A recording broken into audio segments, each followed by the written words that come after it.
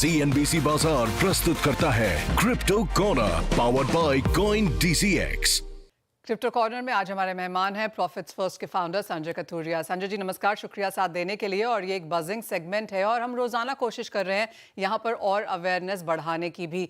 As of now जहाँ पर भारतीय बाजार हैं, किस तरह से आप देखते हैं? सबसे पहले तो अवेयरनेस, एजुकेशन और रिसर्च। देखिए, thank you so much Manisha ji and CNBC to invite me. और मुझे लगता है कि क्रिप्टो स्पेस में बहुत मैसिव चेंज आने वाला है। अभी रिसेंटली गवर्नमेंट ऑफ इंडिया ने सवाल पूछने चालू कर दिए हैं बहुत पॉजिटिव डायरेक्शन में। तो गवर्नमेंट ऑफ इंडिया पूछ रही है कि हमें किस तरह का एक्सचेंज लेके आना चाहिए, क्या इस सेगमेंट को सेबी रेगुलेट करे या RBI रेगुलेट करे या मेटी रेगुलेट करे, ग्लोबली जो इंडेक्सेस चल रहे हैं उसके हिसाब से हमारा इंडेक्स कैसे ऑपरेट कर रहा है, उसके अलावा हमारे जो प्रैक्टिसेस हैं 30% टैक्स के, क्या वो राइट प्रैक्टिसेस हैं, उस वजह से पैसा कहीं ऑफशोर तो फ्लो नहीं कर रहा। तो अगर आप इस तरीके के क्वेश्चंस गवर्नमेंट ऑफ इंडिया से देख रहे हैं तो ये क्लियर इंडिकेशन है कि पीछे जो है माइंडसेट में गवर्नमेंट ऑफ इंडिया के आ चुका है कि कुछ करना जरूरी है। अभी रिसेंटली यूएस ने भी एक बिल जारी किया है जिसका नाम है क्लैरिटी, रादर अब तो एक्ट हो गया, क्लैरिटी एक्ट। तो जिसमें उन्होंने बहुत सारी चीजें क्लियर करी हैं कि क्रिप्टो को कौन रेगुलेट करने वाला है, और बैंक्स को बोल दिया है कि आप क्रिप्टो को डीबैंक नहीं कर सकते, उस पर पेनल्टी लगाएंगे वो। तो यानी कि इंडिया भी देख रहा है कि यूएस का रुख जो है वो क्रिप्टो के प्रति जो है वो बहुत पॉजिटिव हो रहा है। अगर आप ब्लैक रॉक देखें, जो दुनिया की सबसे बड़ी वेल्थ मैनेजमेंट फर्म है, उसने रिसेंटली करीबन 7.5 लाख बिटकॉइन इकट्ठे किए उनके नए ETF में, और उनके पुराने ETF से ज्यादा वॉल्यूम्स अब वहां पे जनरेट हो रहे हैं। और अगर आप 7.5 लाख बिटकॉइंस देखें तो करीबन $80 बिलियन के वो पड़ते हैं आज की वैल्यू में। तो एक हम शिफ्ट देख रहे हैं जहां पे मेजर कंट्रीज जो है वो क्रिप्टो को होल्ड कर रही हैं, और वो इसलिए होल्ड कर रही हैं या बिटकॉइन को स्पेशली इसलिए होल्ड कर रही हैं क्योंकि बिटकॉइन की सप्लाई सीमित है। 2.1 करोड़ कॉइन्स ही हो सकते हैं बिटकॉइन के, उससे ज्यादा नहीं हो सकते हैं। तो जो चीज की सप्लाई सीमित होगी ऑब्वियसली उसकी वैल्यू बढ़ती है। एंड हमने क्रिप्टो में, बिटकॉइन में ये देखा भी है कि कैसे बिटकॉइन की वैल्यू पिछले 10-15 साल में बढ़ी, और स्पेशली पिछले 1-1.5 साल के अंदर अंदर ही किस तरीके का बुल रन आया है। तो आई थिंक धीरे धीरे लोग समझ रहे हैं। पर मैं सबसे बस एक ही रिक्वेस्ट करूंगा, इसको सट्टे की तरह ना देखें, इसको बहुत ज्यादा ऐसे मत देखें कि ट्रेडिंग करेंगे पैसा कमाएंगे, रोज की दिहाड़ी जो होता है कि 100 रुपए लगा के, 500 रुपए लगा के। अगर कुछ भी करना चाहते हैं तो पहले प्रॉपरली रिसर्च करिए, सीखिए, रिस्क मैनेजमेंट कीजिए, अपना सारा कैपिटल उठा के क्रिप्टो में मत डाल दीजिए। अपने कैपिटल का 5। संजय जी, जैसे आपने यहाँ पर मेंशन किया कि यूएस ने यहाँ पर क्लैरिटी एक्ट है, जीनियस भी हमने यहाँ पर क्लियर होते हुए देखा, और सिर्फ यूएस नहीं है, जापान है, कनाडा में हमने सोलाना ETF लॉन्च होते हुए देखा, हांगकांग यहाँ पर काफी बड़ी बढ़त बनाता हुआ नजर आया है। ETF सबसे बेहतरीन रहे हैं यहाँ पर as compare to traditional asset classes, so बहुत पहल है। लेकिन एक इंपॉर्टेंट पॉइंट जो आपने यहाँ पर मेंशन किया है वो है इंडिया के लिए कि हम अब सही सवाल यहाँ पर पूछ रहे हैं। एक चीज जो अभी भी थोड़ा क्वेश्चन मार्क है वो ये कि हम अलाउ तो कर दें, लेकिन हम जो इन्वेस्टर्स हैं उनको प्रोटेक्ट कैसे करें? ये अभी भी यूएस में भी थोड़ा सा लैकिंग है कि हम एक्ट्स क्लियर कर रहे हैं लेकिन ग्रीवेंस है, जो फ्रॉड्स हैं, रैग पुल्स हैं, उनके लिए जिस तरह की प्रोटेक्शनिज्म है वो अभी ना पर नहीं है। देखिए, वी हैव टू अंडरस्टैंड कि स्टॉक एक्सचेंजेस जो हैं वो 100-200 ईयर्स से ऑपरेट कर रही हैं।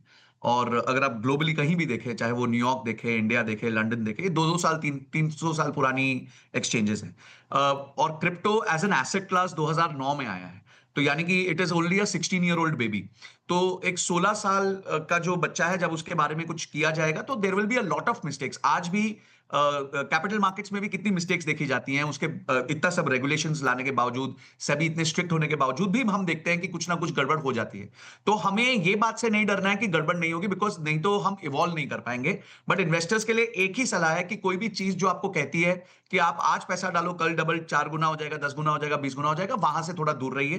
किसी को निवेश भी करना है तो कोशिश करिए अच्छे प्रोजेक्ट्स में निवेश करिए, जहां पे मार्केट कैप ज्यादा है, जहां पे वॉल्यूम ज्यादा है, जो एस्टैब्लिश है, जो कॉइन्स एटलीस्ट 5-7 साल से मार्केट्स में हैं, चल रहे हैं, उन्हीं में जो है इन्वेस्ट करिए।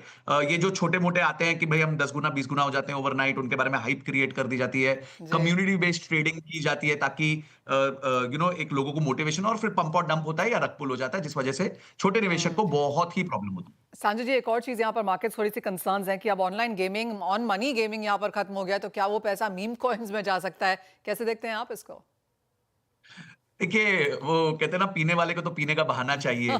तो उसी तरीके से जो व्यक्ति थोड़ा गेमिंग की तरफ था, और अब क्योंकि सरकार ने बहुत अच्छा कदम लिया, मैं कड़ा कदम से ज्यादा बोलूंगा कि अच्छा कदम लिया है, नहीं तो बहुत यूथ का टाइम वेस्ट हो रहा था, एनर्जी वेस्ट हो रही थी, पैसा भी वेस्ट हो रहा था। There is a chance, yes, आपने जो बात कही है वो बिल्कुल सच हो सकती है।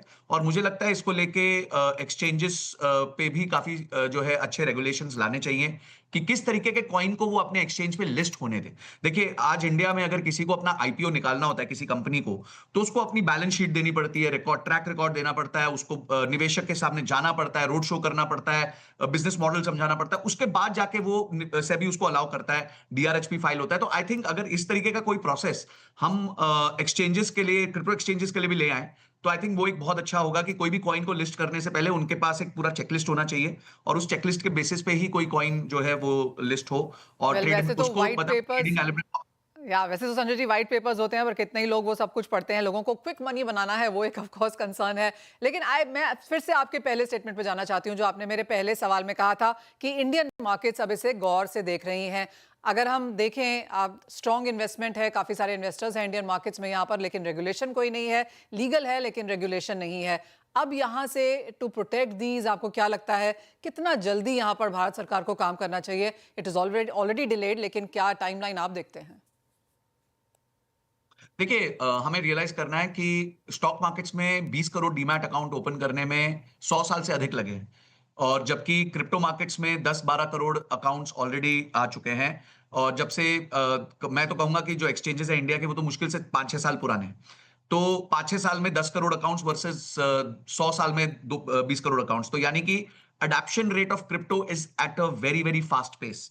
तो अगर हमारी सरकार जो है चाहती है कि छोटा निवेशक बचे, स्कैम से बचे, इसको नेट में लाया जाए। अच्छा, इससे एक और प्रॉब्लम क्या होती है, क्योंकि लोगों को डर लगता है इंडिया में ट्रेड करने को, तो वो नॉन एफआईयू रजिस्टर्ड एक्सचेंजेस पे भी ट्रेड करने की कोशिश करते हैं, जिससे भारत का पैसा बाहर चला जाता है। स्कैम्स वहां पे बहुत ज्यादा होते हैं, और जिस वजह से इंडिया का पैसे का भी लॉस होता है, और जो है हाउस होल्ड सेविंग्स पे भी इंपैक्ट आता है उसका। तो मैं सिर्फ ये कहना चाहूंगा कि जल्द से जल्द, जितना जल्द हो सके, जिस तरह जीनियस एक्ट, क्लैरिटी एक्ट आया, तो इंडिया में भी एक अच्छा क्लैरिटी एक्ट आ जाए, ताकि हमें समझ आ जाए कि क्या लेजिटिमेट है, क्या लेजिटिमेट नहीं है। और मुझे ऐसा लगता है कि कोई भी पहला, जैसे हम कहते हैं पहला प्रोडक्ट आखिरी प्रोडक्ट नहीं होता, उसी तरीके से कोई पहला एक्ट जो होगा वो आखिरी एक्ट नहीं होगा। आज भी इनकम टैक्स एक्ट इतने सालों में हर साल कुछ ना कुछ उस पर अपग्रेड होते रहता है। इसी तरह जो एक्ट इनके लिए बनेगा, क्रिप्टो के लिए बनेगा, वो हर एक साल में या 6 महीने में शुरू में फास्ट पेस से जो है उसको मॉडिफाई करते रहना पड़ेगा, ताकि जो नई नई प्रॉब्लम्स इवॉल्व होती हैं या जो स्कैमर्स होते हैं वो नए नए लूप होल्स ढूंढते हैं, उनको भी प्लग किया जाए।